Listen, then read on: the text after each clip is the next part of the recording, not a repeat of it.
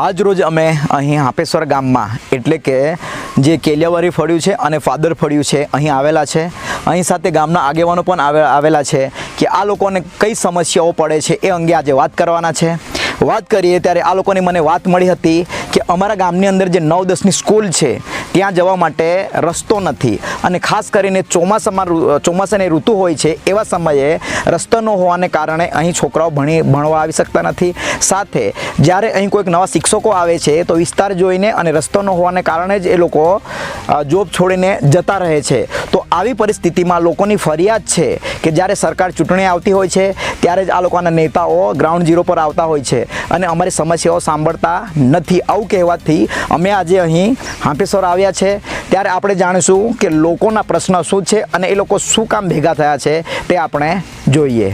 તો આપણી સાથે અહીંના ગામના જે મુખ્ય આગેવાન છે એવા આપણે વેચાણભાઈને પૂછીશું કે તમે શું કામ આજે ભેગા થયો છે અને તમારી સમસ્યા શું છે. તો વેચાણભાઈ, તમે આજે અહીં ભેગા થવાનું કારણ શું છે? અમારે વર્ષોથી અહીંયા રસ્તાની કંઈ પુલની માંગણી છે. તો આજે સરકારની ચૂંટણી આવતી હોય તો અમને એવું કે આટલા રસ્તાને પણ અમને કરીને આપતા હોય તો આટલું પણ અમને સારું લાગે. અહીંયા 9 થી 10 સુધી બહાર અહીંયા સ્કૂલ આવતી હોય તો એમાં ભણવા જવા પણ ચોમાસાના દિવસે બહુ તકલીફ થતી હોય ને અમારે કોઈ ડિલિવરી થતી હોય તો પણ 108 પણ ન થતી તો એના માટે બહુ તકલીફ થતી હોય અમારે અહીંયા. હવે આપણે સ્કૂલ છે એ પાયાની વસ્તુ છે. જ્યારે સ્કૂલ કેટલા સમયથી અહીંયા 9 અને 10ની સ્કૂલ છે? એ તો લગભગ 7-8 વર્ષથી થતી હોય છે. અહીં જે એવા ગામના એક બીજા યુવા આગેવાન છે એમને આપણે પૂછીશું કે આજે તમે આજે ભેગા થયા છે એનું કારણ શું છે? અમારે કારણ છે કે વર્ષોથી અમે જે તે વખત પણ આગેવાનોને કે કેટલા ટાઈમથી અમે ત્યાં રજૂઆત પણ કરીએ છીએ. તે રજૂઆત આજ સુધી પણ હજુ કંઈ નિર્ણય નથી આવ્યો અને મંજૂર થઈ ગયો બધું કહે છે પણ તે હજુ સુધી પણ ઉદ્ઘાટનનું કોઈ કાર્યવાહી નથી. અને અમારે ચોમાસામાં મેઇન તકલીફ આ છે કે છોકરાઓ બિચારા 3-4 કિલોમીટરથી દૂરથી અહીંયા આવે ભણવા. તો હવે આ ચોમાસામાં પાણી આટલું બધું વહેણ જતી હોય તો છોકરા કઈ રીતે આવે? એટલે આના માટે મારે આ ગામ લોકોને કહેવું પડ્યું. એ લોકો વર્ષોથી ગામ લોકો કહે છે પણ છતાંય હજુ પણ આ નિર્ણય નહીં આવતો. તો જે તમે ઉદ્ઘાટનની વાત કરી એ ઉદ્ઘાટન શાનું? એ ઉદ્ઘાટન જે ઉત્તલધારા આપણે તો મધ્યપ્રદેશ જોડતો રસ્તો 6 કિલોમીટરનો હતો. એ લોકોએ આપણે લોકસભાના સમય અગાઉ પણ કીધું હતો પણ એ હજુ સુધી કંઈ થયું નથી. એટલે એનો મતલબ કે જે ઉદ્ઘાટન કરવાનું છે એટલે જોબ નંબર ને રસ્તાની મંજૂરી પણ મળી ગઈ એવું કીધું. પ્રશ્ન ક્યાં અટવાયો છે? એવું એ પ્રશ્ન એ લોકો એવું કહે છે કે ફોરેસ્ટ ખાતાવાળા સહી નહીં કરી આપતા, આવું છે તેવું છે એમ કહે છે. પણ હવે સરકારમાં ભૂલ છે કે પછી ફોરેસ્ટ ખાતાની ભૂલ છે અમને નહીં સમજાતી હોય. તો આપણે જે યુવા આગેવાન છે એવા આપનું નામ? બિલ હિંમતભાઈ જાંગરિયાભાઈ. હિંમતભાઈની વાત કીધી એ પ્રમાણે કે એ લોકોનું કહેવું છે કે જોબ નંબર ફળવાઈ ગયો છે. એ લોકોને ઉદ્ઘાટનનો વાયદો પણ કરવામાં આવેલો છે અને કહે છે કે આ પ્રશ્ન જંગલ ખાતા અને સરકાર વચ્ચે અટવાયેલો છે તો આના પર સરકારે ધ્યાન આપવું જોઈએ. તો આપણે બીજા આગેવાનને પૂછીશું કે એ લોકોનું મંતવ્ય શું છે. તો આપણે અહીં બીજા આગેવાન છે એમને પૂછીશું કે આ લોકો આજે શું કામ ભેગા થયા છે. તો તમે અહીં શું કામ ભેગા થયા છો એનું કારણ?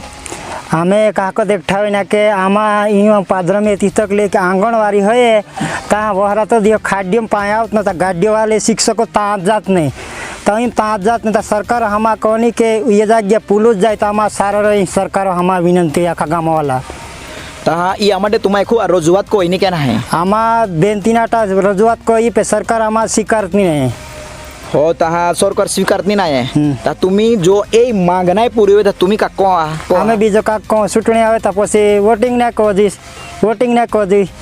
એટલે તમે ચૂંટણી બહિષ્કાર કોના? હા, બહિષ્કાર કોના ચૂંટણીમાં. તો આ ભાઈનું કેવું છે કે જો અમારી માંગ નહીં પૂરી થાય તો આ વખતની જે તાલુકા અને જિલ્લા પંચાયતની ચૂંટણી છે એનો બહિષ્કાર કરીશું.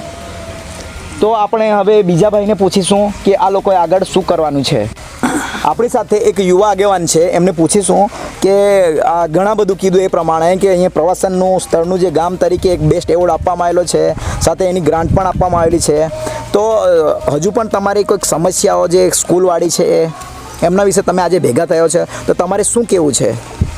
અમારે તો એવું કહેવું છે કે હાપેશ્વરનું નામ વખાણે છે પણ એ રસ્તામાં બહુ તકલીફ પડે છે. સ્કૂલો છોકરા આવે તો વરસાદ આવે એટલે રોકાણ થઈ જાય છે અને શિક્ષકો પણ તણાઈ જતા રહે છે. એટલે રસ્તો પહેલાં બનાવી આપે તો સારું ને. દર વર્ષે ચૂંટણી આવે ને ત્યારે મુહૂર્ત કરીશું એવું બધું થાય પણ રસ્તાનું કશું કરતા જ નથી. અને હું એક વાત પૂછવા માંગીશ કે થોડા દિવસો અગાઉ જે હાપેસર બનવાનો જે રસ્તો હતો ઉદ્ઘાટન થયું છે, એ કયો રસ્તો? આ રસ્તો નહીં? એ તો મેઇન રસ્તો કર્યો, પણ જે છૂટા રસ્તા છે સ્કૂલે જવા માટે એ તો બાકી છે. એ તો તૈયાર કરવા કે છે પણ કરતા જ નથી ને. સાઈડનો બધો ઊંડાણ વિસ્તારનો બધા રસ્તા ખરાબ છે એ હાલતમાં. એ તો કરે તો સારું. અને આપણે વાત કરીએ તો આ જે મેઇન રસ્તો છે અને અહીંનું અંતર મને લાગતા સુધી 150 મીટરનું છે, વધુ નથી. ખાલી એક પુલ બાંધવાની જરૂરત છે. જરૂરત છે પણ બનાવી આપતા નથી ને. તો જો આ સરકાર નહીં માને તો તમે શું કરશો?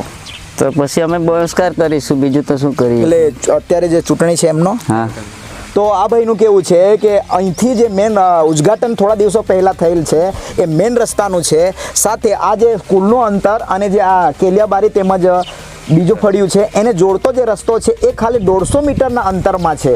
તો પણ આજ સુધી એનું કોઈક ધ્યાને લેવામાં નથી આવેલું. તો ભાઈનું કેવું છે કે અમે ચૂંટણી બહિષ્કાર કરીશું. અને હવે આપણે બીજા એક મુખ્ય આગેવાન સાથે વાત કરીશું કે એ લોકો આ વિશે શું કહે છે. હવે આપણા જે હાપેસર ગામના જે કેલિયાબારીના ખૂબ જ સક્ષમ એવા આગેવાન જે જાગરભાઈ છે એમને પૂછીશું કે તમે શું કામ ભેગા થયા છે અને તમારી સમસ્યા શું છે.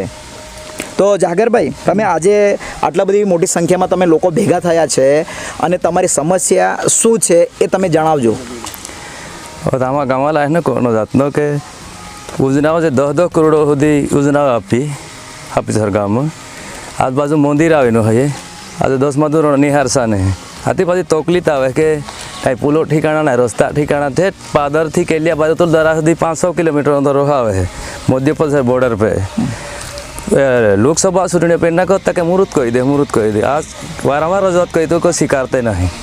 तुम्हा कोनो है कि तुम्हा सरकार 2 करोड़ रुपया आपीना प्रवासन માટે ત્યાં જ ન होते હા ત્યાં પૈસા એનો કહા કે કામ કોઈ ન કે પછી એવો પ્રવાસન અમે ખાલી પ્રવાસન પૂરા ગયા તે ખોડબોડે આપો ફાતરી હતો એ હતો તે અમે પોતાઈ દીધું. તો આ ભાઈ માટે કોઈ યોજના નહીં એનો કે. તો જાગરભાઈનું કેવું એવું છે કે જ્યારે ગુજરાત સરકાર એમને પ્રવાસન માટેનો બેસ્ટ એવોર્ડ આપેલો છે આ હાપેશ્વર ગામને, તો બેસ્ટ એવોર્ડ આપેલો છે તો નજીકમાં જે મંદિર છે એમની નજીક જ સ્કૂલ આવેલી છે, તો આટલો મોટો પ્રવાસનનો એવોર્ડ આપ્યો અને એના 10 કરોડ પણ ફાળવેલ છે. તો એ છતાં આ લોકોની રસ્તાની જે સમસ્યા છે એ દૂર થઈ નથી. આપણે અહીં ગામના મુખ્ય આગેવાન તેમજ માજી સરપંચ એ લોકો રહી ચૂકેલા છે એવા આપણી સાથે મલજીભાઈને હું વાત કરીશ કે તમે જે આજે અહીં ભેગા થયા છો એ શાના માટે ભેગા થયો છો. ઘણા બધાએ કીધું કે સમસ્યાઓ આવી છે, તો આ સમસ્યાનું કોઈક દિવસે તમે સરકાર પાસે રજૂઆત કરેલ છે કે કેમ? અમે આ રાજઘાટથી આ નાળામાં પાણી આવે ને તો આ નાળામાં પાણી એવું જાય અને શિક્ષકો આવે તો આ નાળામાં આવવાનું, આ નાળામાંનું પાણી નીચે ઉતરી જાય પછી જ કાંઈ ઊંકી શકે. બાળકો હો તાર રહે. અમારા 1થી 10ની સ્કૂલ છે, ત્યાં શિક્ષકો આવી શકતા નથી. શાના કારણે? આ પુલ બનવા નાહે એના કારણે શિક્ષકો આવતા નહીં. બાળકો હો બચારા નાળાના પાણી જોઈને પાછા જતા રહે. એવી અમારે વર્ષોનો દિવસો વીતી ગયા. મેં તો આ તાલુકા જિલ્લાની ચૂંટણી આવે ત્યારે એમ કહે કે તમારો થઈ જશે. અમારો આજ લગભગ અમારો 70થી ઉપર ઉંમર થાય, વર્ષોનો દિવસો વીતી ગયા. જે લોકોનું કહેવાનું છે જે માણસો જો ભૂખ્યા ને તડક્યા છે એનો કડકો રોટલો નહીં જડતો, ના ખાવાવાળા હોય ત્યાં ઢગલા.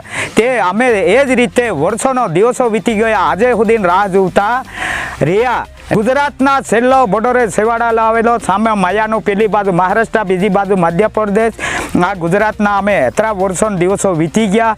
આજ સુધી અમે રજૂઆત કરતા રહે, આજ સુધી અમારું કામ થયું નથી. અને આ કામ ના થાય આવું તાલુકાના જિલ્લાનું આવી ચૂંટણીનો બહિષ્કાર કરી શકશું. કેમ કે અમારા વર્ષોના દિવસો વીતી ગયા અને તે કામ અમારે કોઈકનું વોટ આપવાનું પણ કોઈક બે આપણું મદદ કરતો હોય, કામ થતો હોય તારે વોટ આપવાનું રહે.